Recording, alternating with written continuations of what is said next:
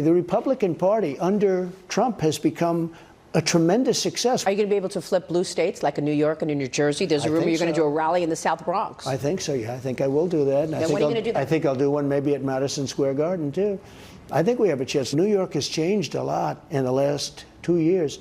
We have migrants all over the street. They're living on Madison Avenue. I mean, nobody can believe what's happened to New York. The people of New York are angry. People that would have never voted for me because I'm a Republican. I mean, they're Democrats. Their parents would they vote for Democrats. I think they're going to vote for me. So I think we're going to give New York a heavy shot. They're very unhappy in New York, what's happening. And they're unhappy with the crime. You take a look at the crime in New York, it's at record levels. The other thing is, and very importantly, New Jersey. I think New Jersey can be flipped. I think that Virginia can be flipped. I think that New Mexico can be flipped. And I think Minnesota can be flipped. And I'm not even sure that everything can't be flipped. If President Trump came here to the South Bronx, would you attend the rally? Of course. I would want to meet Trump. I want to shake his hand. He's the only president that I see that can ever make America great again. He's capable of doing that. I would love to go to a rally with Donald Trump come, because I'm a big Donald Trump supporter. And I will support him 100%. Oh, yeah, definitely we're going to show him love. We're going to show him a lot of love. And, you know, like they do in other states, we definitely need to see Trump here. There's nothing but love for Donald Trump here in the South Bronx, the North Bronx, the East Bronx, and the West Bronx. So you tell me. We want Trump to come back. Please, bro. Biden, get out of here, bro. I would come to the rally and support Trump. Did you, were you at UFC Miami earlier this year? How crazy was it when Trump walked out? Insane. I've never experienced that. It's like, I was like, it was whoa. more crazy when he walked out in Madison Square Garden. Really? Yes. Jeez. The Madison Square Garden one, the last fight was fucking bananas. It's unbelievable. It was I've like never heard a crowd like over a minute of people screaming at the top of their lungs as he's walking in. Nuts. This country is fed up. Yeah. This is a seriously fed up country. Yeah. You know, the mainstream media can say all the shit they want and they're trying, but the people aren't buying it. All right, guys. So we got to talk about the Trump train, because the Trump train just seems to be getting faster and faster and faster and faster and faster. In fact, there's absolutely no signs of it slowing down, okay? As you have NBC shocked that Trump continues to expand his lead in the polls despite the propaganda from the mainstream liberal media that is trying to tell a different story about crime, about the economy, about how the American people are actually feeling about the Biden administration. But hey, the numbers don't lie, and the numbers are showing that the American people are rejecting the propaganda from the liberal media, and they're shocked, right? They're shocked. They're like, why is our propaganda not working? Why do people still feel like the economy is terrible even though we keep telling them that it's great, right? Well, it's because the American people aren't stupid. Everybody knows that when they go to the grocery store that they're paying significantly more today than they were paying before Biden got into office. Everybody knows that their dollar is not as valuable as it was 4 years ago. And Biden is suffering when it comes to his approval rating because of this obvious fact and reality that the American people are experiencing as a result of the disastrous policies of the Democrats. Okay, so we have to react to this video from NBC, a new poll of their poll showing that Trump is expanding his lead over Joe Biden. So I want to talk about it, but before we get into it, we have to have a word from the sponsor of this video, Virtual Shield. It has been revealed that thousands of websites share your personal information with social media giants. Most of us know that our every move is being tracked online when we search the web. It is no longer a surprise when we get an ad for a product that we search for online. But what is the extent of this invasion of privacy? A recent report reveals an average of 2,230 companies will send your data to the most popular social media website. This is why myself and tens of thousands of others are starting to protect ourselves and our personal data from this mass invasion of privacy with Virtual Shield. Virtual Shield is the industry-leading VPN offering military-grade protection, a strict no-log policy, and built-in ID monitoring that comes with a massive $1 million identity theft insurance policy. Turning Virtual Shield on only takes 2 clicks, and it instantly helps protect your data from the prying eyes of corporations, ISPs, hackers, mobile carriers, tech giants, and more. You can experience the incredible protection of Virtual Shield with an exclusive 60-day risk-free trial. During this 60-day free trial, you'll be able to enjoy unlimited bandwidth, anonymous browsing, and fast internet speeds across all devices. Don't put your privacy at risk by not using Virtual Shield. Get it now by signing up for free at virtualshield.com/BCP. That is virtualshield.com/BCP. Try it now. You have nothing to lose. Monday morning, we begin with our brand new NBC News poll, which brings more warning signs for President Biden and his re-election campaign. One of our pollsters tells us we are looking at a, quote, presidency in peril. With the general election just 9 months away, President Biden has declined on every measure since 2020, is struggling with key elements of his base, and now trails former President Donald Trump by wide margins on the issues voters say are most important to them. Joining me now to take us through the numbers is national political correspondent Steve Kornacki. Steve, these are some truly stunning numbers. They really are, Kristen. And let's just start with the bottom line. When you ask folks, hey, if it's the general election and it's Trump versus Biden, in our poll, Donald Trump now leads Joe Biden by 5 points. Compare that to the last time we polled back in November. Trump was ahead then, but it was only by 2 points. And it's even more significant when you look at it this way. Over time, we have been testing for 5 years now, going back to 2019, a Biden-Trump matchup. Remember, 2019, 2020, Joe Biden led. He led big in every single one of our polls. For the first time in November, Donald Trump pulled ahead in our poll, and now at 5 points, this is the biggest lead NBC has ever had in 16 polls for Donald Trump over Joe Biden. And of course, yeah, so it's funny because yesterday I did a video about CNN and a poll that they did, and they compared their poll to a Quinnipiac poll, which has been very Joe Biden friendly, okay? And they try to make it seem like Trump and Biden were somehow neck and neck, right? That polls were flip-flopping on whether or not you had Trump ahead or Biden ahead, and that's just simply not the case. Trump has consistently been ahead in these polls, at least since November, okay? And as you can see here, at least when it comes to recent polling since November, Trump has been consistently ahead. And if the mainstream liberal media is saying that Trump is 5 points ahead, okay, he's outside of the margin of error at this point, then you can imagine that the real lead is probably a lot bigger, okay? I mean, I'm just keeping it 100 with you. It's not like these polls are super Trump friendly. I mean, at one point, they had Biden up 14, okay? In what world is Biden polling 14 points better than Trump? But, you know, it looks like this was October 2020, okay? So this was right before the election. We know that Biden did not beat Trump by 14 points in the 2020 election, okay? I mean, allegedly, Biden won that election. But, yeah, I mean, so with that being said, these are Biden-friendly polls, and even the Biden-friendly polls are showing Trump consistently ahead of Biden, which means that the real numbers, the real data is probably much worse for Joe Biden. of course, undergirding all of this is this question of he is the incumbent, Joe Biden. We ask voters, what do you think of the job he's doing? And look at that, Kristen, 37% approve and now 60% disapprove. And we should say that is the lowest approval rating since former President George W. Bush's second term. Yeah, and it's put that in further context, too. Bush in his second term wasn't running for re-election. Yeah. Here's the presidents who were running for re-election in our poll starting their re-election year. What was their approval rating? Bush was over 50. He won. Obama was almost at 50. He won. Trump 4 years ago was 46. He lost. Look how low Biden's number is compared to those predecessors. Yeah, so if Biden wins the 2024 election with a 37% approval rating, I'm not sure how anybody with two brain cells to rub together can believe that the election was legitimate, right? I'm just saying, and I'm not even trying to question the 2024 election before it happens, but they're literally telling you straight up that, hey, this guy's approval rating is the lowest that we've seen for somebody that's not in his second term. You're telling us that essentially Biden is unreelectable.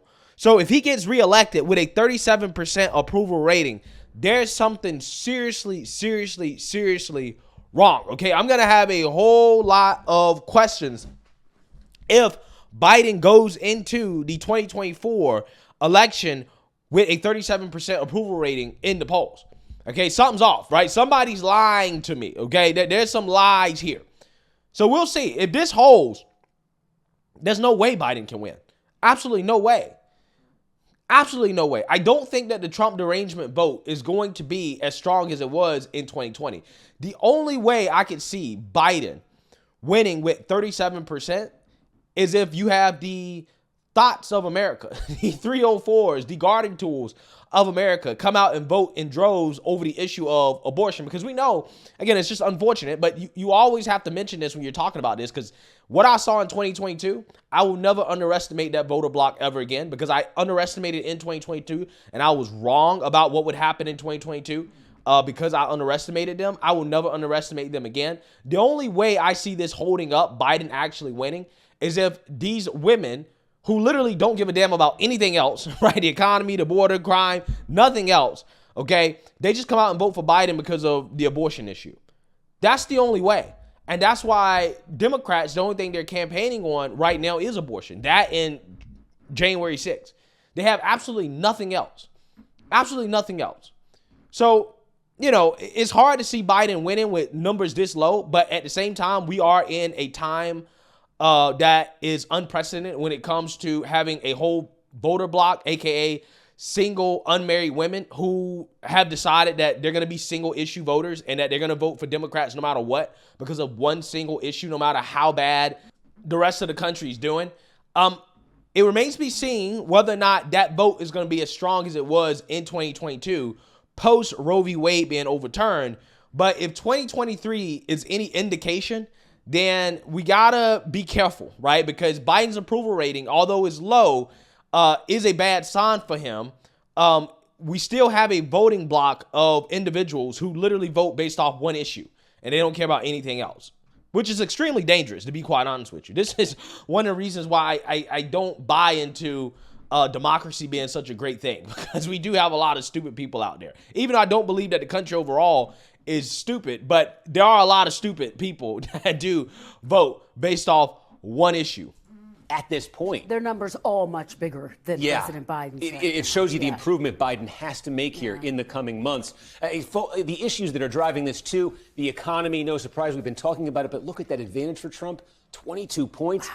And securing the border here, folks, say very important, Trump with a 35-point advantage. The economy is so striking, Steve, because jobs are up, inflation is down. Voters aren't giving him credit for that, clearly. Because it's propaganda. That's why, right? If all these numbers and this data was so true that the mainstream liberal media is putting out here how the economy is doing so great, then Biden's numbers would be better. Why are Biden's numbers not better? Well, because there is a difference between how voters are feeling and what the mainstream liberal media is saying. The numbers that are coming from the government. Somebody's lying, okay? And I don't think it's the voters. I don't think that the voters who are saying that the economy is not great are lying, right? Because they're actually experiencing it. I think that the government and the mainstream liberal media are gaslighting on this issue of the economy. But again, what you see here is Trump beating Biden across the board on almost every single issue. I mean, we're talking about 20 plus points, 30 points, okay? Again, under these circumstances, it is very hard to believe that Trump could lose to Biden at this point if an election was held today. Yeah, there are a couple areas in here, I think, where Democrats see potential opportunities to grow Biden's support. Certainly, they are hoping the economy, folks change their perceptions of it and start rewarding Biden for it. That's what they're hoping, certainly. How about this, though? Also cautionary for the White House. Go back 4 years ago. There was two folks in their 70s running Biden versus Trump. And we asked then, do the candidates have the necessary physical, mental capacity? It was about even, 41-38. Now, you ask it, 46% say that Donald Trump does. Just 23% when it comes to Joe Biden. And think of one of the central themes of Biden's campaign in 2020. He said he'd be competent. He said he'd be effective. Folks said they believed that in our poll in 2020. One of the big reasons Trump lost, but now complete, total reversal. 48% say Trump competent and effective. Barely a third say that for Biden. That's right. Yeah, so here we go. more proof that the mainstream liberal media propaganda is not working. I have no clue how in the world that anybody in September of 2020 think that Biden had the necessary mental or physical health to be president, considering how the guy campaigned from his basement, okay? But these numbers have got significantly worse for him, and the numbers have actually improved for Trump, despite the mainstream liberal media psyop claiming that Trump is mentally deteriorating, right? That's the new thing that they're trying to say now is that, well, Trump is mentally declining just like Biden, right? Which is clearly and obviously not true. But this is what they're trying to say. But despite them saying that, his numbers are still going up. Again, none of the liberal media propaganda is working. It's almost as if the mainstream liberal media is completely irrelevant at this point in regards to influencing the American people's opinions, at least when it comes to some of these key issues like the economy, the border, etc. He said he was going to bring stability back to the White House. And now he's the incumbent, and folks are maybe looking at him and maybe looking at Trump as not the incumbent in a different light here. Just a couple other things to get through on the foreign policy. Again, Israel, Hamas, center stage in the world picture right now. Overall, big disapproval for Biden on foreign policy, particularly on Israel, Hamas. That's particularly acute among the youngest voters, 18 to 34-year-olds. We have them tied, Trump versus Biden, and a lot of those Biden voters, 18 to 34, they say they don't like Biden. They just don't like Trump more. It's this type of erosion among these key groups that really worries Democrats. And it is the area, too, we say, where Democrats think there might be opportunity. They think they can get more young voters motivated to vote, maybe not by being for Biden, but by being against Trump. This is one area they think they can improve on and maybe make this race a little different. But the other... I don't think that's going to be the case. I really don't. I don't think it's going to be the case. Because I don't think that there's anything that's going to change with this Israel-Palestine situation. I think that Biden has permanently lost a lot of voters there. I think that Biden's inability to get anything done on student loan debt and to fulfill some of the promises that he made to the far left, I think that they're going to abandon him. Like, I don't think they're going to show up. Nobody's excited to vote for Biden. A lot of these people voted in 2020 against Trump. They didn't vote for Biden. They voted against Trump. So, now that Biden's losing that base, a base that he really never had, and they're saying, look, we don't really care because there's no difference between Trump and Biden, particularly when it comes to the issue of Israel and Palestine. This is what they think. They don't have any motivation to come out and to vote for Biden, okay? And I don't think that he's going to be able to get those groups of voters back. I think that he's permanently damaged with those people. And like I told you guys, from the beginning, as soon as that issue happened, I was like, yeah, this is going to tear the Democrat Party apart. Okay, this is their Achilles heel. This is their version of the how the abortion issue kills the Republicans. And you're seeing the results, right? Ever since that war started, Biden's approval with young people has plummeted, okay? And that's why, again, you're starting to see in the polls Trump take the lead over Biden after that war happened because Biden lost a lot of support from the progressive base that was basically the key to him winning in 2020. To key in on two, independents. Trump looked at that with a 19-point advantage. Also, keep in mind, that shows you a lot of independents look very open to potentially another choice if something were to emerge.